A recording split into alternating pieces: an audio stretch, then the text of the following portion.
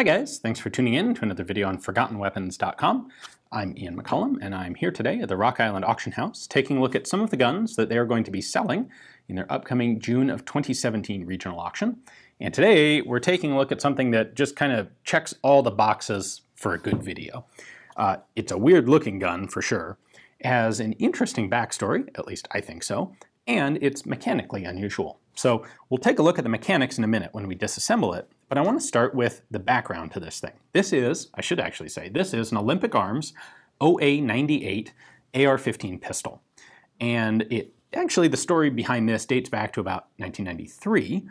Olympic Arms was a reasonably successful manufacturer of AR-15s at the time, and they decided that they wanted to build a pistol version of an AR-15. Now, that's a fairly common thing these days, but it wasn't in the early 90s. And the reason for that is that the AR-15 design really is not conducive to making a pistol version, or a folding stock version for that matter. And the reason is that the AR-15 has a recoil spring in the buttstock. So there's a tube that has to come out the back of the receiver to house the recoil spring and give the bolt a place to go with each shot. Because of that, you have to have a buttstock. You can't make a pistol version. What people would have done was to take off the stock but leave this buffer tube. So you'd sort of have a pistol with the long tube sticking out the back. We still get some of that these days. Well, Olympic Arms spent some time designing, and they came up with a way to get rid of the buffer tube, get rid of the recoil spring back there. What they did was shorten the bolt, or the bolt carrier, and then move the recoil spring assembly up above the barrel. So it's up here. That allowed them to get rid of the tube on the back of the receiver and make this what was at the time possibly the world's least handy handgun. Now, this isn't actually the version they made. What they made looked like a very short AR-15, had, I believe, a 6-inch barrel, or approximately a 6-inch barrel, no buffer tube on the back. It was handy and compact, and they were reasonably popular, and they came out in 1993. That was the OA-93, or Olympic Arms model of 93. And it was only a year after that that the US government passed an assault weapons ban. Now, that's mostly remembered for impacting rifles, but it did also include a legal definition for the term assault pistol. And it said an assault pistol was any semi-automatic pistol that could accept a detachable magazine of 5 rounds or more than 5 rounds, that had 2 of this list of 5 possible features. Now, one of them was it was a semi-auto version of a full-auto firearm. Well, there were no full-auto AR-15 pistols at the time, so it wasn't that. The other 4 criteria were having the magazine outside of the pistol grip. So it was a mark against the gun if it was set up like this, with a magazine well distinct from the pistol grip. Most traditional pistols, the magazine goes in the grip. Number 2 was to have a barrel shroud, which the AR-15, the OA-93 did, because you need something to protect the gas tube and prevent the shooter from burning their hand on this exposed barrel and gas tube. Number 3 was to have a threaded muzzle that could be used to attach a flash hider or a barrel extender, which isn't really a thing outside of The Simpsons, or a suppressor, or I think something else. Anyway, the threaded muzzle was the critical component. Or Number 4 was to have an overall weight of 50 ounces or more. Well, the OA-93 had a bunch of these things. It had a magazine outside the grip, it had a barrel shroud on it, it had a threaded muzzle with a flash hider, and it weighed 71 ounces. So, Olympic Arms looked at this and figured, we got to get around this law somehow.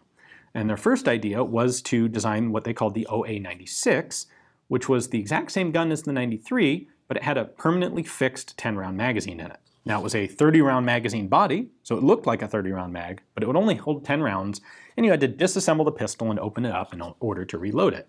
Because it did not have a detachable magazine, it bypassed the whole assault pistol definition. However, nobody was interested in buying that because it was stupid. So their next attempt was in '98. They came up with this. Well, getting rid of the flash hider was easy. They just didn't put one on. Now, of course, this will have a quite significant blast and concussion to it because it is a 6-inch barrel firing 5.56 NATO. They were able to get rid of the barrel shroud by putting on this, which protects the gas tube, which is the most important thing, but it doesn't actually completely surround the barrel, so it is not technically a barrel shroud. It does surround the recoil spring guide, but that didn't matter legally. There was no way to get around having the magazine outside of the grip, because that's inherent to the AR-15. So that was the one feature that they were able to have, which meant they had to bring the weight down from 71 ounces to less than 50. That's like a full third of the weight they had to get rid of. And they were able to do that by removing some components and skeletonizing the rest to within an inch of their lives. So the muzzle brake was gotten rid of, the gas block was made lighter, the barrel shroud was removed and replaced with this much thinner piece of skeletonized sheet metal. You can see they took the optics rail up here and just milled out the middle of it to get rid of weight. They milled holes up here. They have holes milled all the way through the magazine well. They even skeletonized the plastic pistol grip to reduce weight. And it worked. This thing only weighs 48 ounces, so this was not legally an assault pistol, and thus could still use 30-round standard AR-15 magazines. So the disassembly of a standard AR-15 is pretty simple, and it's one of the things that's really nice about the gun. The disassembly of the OA-93 and 98 series is not so simple, and it's part of the reason why we haven't probably seen more companies duplicate this general style of bufferless AR-15. So let's first go over, the only unusual control on this is the handle. So the bolt handle is up here. The recoil spring is in this tube right here, and there is a guide rod which is connected to the handle and to that nut at the front. So when I pull the handle back, this retracts into the tube. There's then a recoil spring in here that's compressed between this nut and the end of the tube. So that's what creates your return spring pressure. So there are a couple different, you can do this in a couple of different orders. I am going to start by removing the recoil spring nut, as that will take tension off of the whole system. There we go. Careful here not to damage the finish. So at this point I can just unscrew it by hand. Worth noting here that the spring is longer than this area. It's under compression. So as soon as I have this fully unthreaded, it will try to jump out. So maintain pressure on it at all times. There we go. So there's the nut at the end and the recoil spring. Now the next step is going to be to separate the upper and the lower. This pin is actually quite stiff in this particular gun, so I'm going to use a punch to get it started. Then it's out on this side.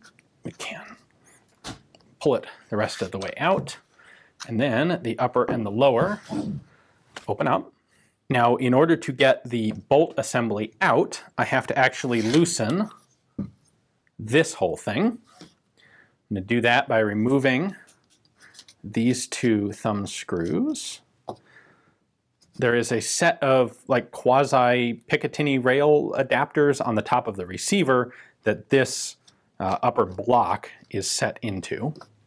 So once I take those off, then I can push out this retaining pin, and then let's go ahead and push out the front one as well, and then I can slide this just slightly back. That opens up. Then we can take the bolt out. Now I can push the bolt in here, and we have the bolt and the spring guide rod. Sorry, there's the bolt, spring guide rod, this block, and if it wants to come out, all right, this handle I have to disassemble further to get out, so we're just going to leave it in there. So there are the internals of the OA-98, same system as they would have used in the 93 and the 96 models as well. Basically what they've done is added this lug onto the gas key. So this is still a standard, what was called direct impingement system, but they've added this lug.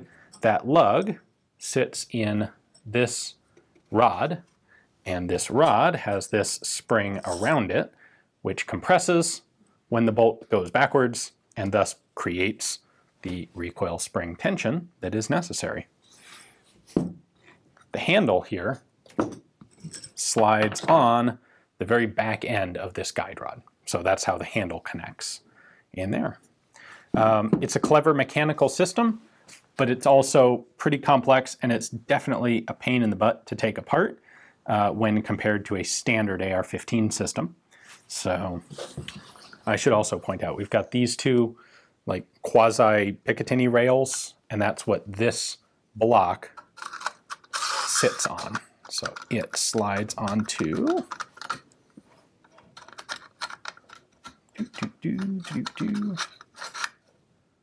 should slide onto, there we go, slides on like that. And then this is on a pin so it can pivot up and down, and it closes off the back of this system like that.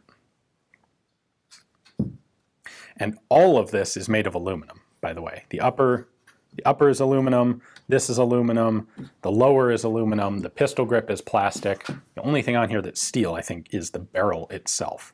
I suspect even the gas block is probably aluminum. So the lifespan of this thing as a commercial product was about 6 years, from '98 when it was introduced until 2004 when the assault weapons ban sunsetted and ended. That was, for those of you who aren't familiar with it, there was actually a provision in the law that said that the entire law would become null and void and disappear 10 years after it was adopted. The theory was that that allowed them to get it past some political opposition by saying, don't worry, it'll go away, while at the same time convincing others, political supporters, saying that yes, it's going to work great and everybody will be in favor of repassing this bill again so that it won't disappear. Well, it did disappear. In 2004, the law went away, and as soon as that happened, there was no reason to have a gun like this. All of the skeletonizing really does make it fragile. You can kind of feel that when you're handling it. You're like, I want to make sure I don't like drop it on the magazine well, because you might bend something in there. That's a lot less strong than when it's solid aluminum. So these have become kind of antiquated relics now, and they are interesting to people like me who are into guns that are no longer really available. Hopefully you guys enjoyed the video. Got a look at a piece of the US assault weapons ban and some of the things that it created as unintended consequences. If you would like to add this one to your own collection of interesting politically motivated handguns, well, take a look at the description text below. I have a link there to Rock Island's catalog page on this piece. It is part of a lot, comes with a second pistol, so you can take a look at the other pistol there. And if you decide you'd like them, place a bid over the phone, live here at Rock Island, or through their website. Thanks for watching.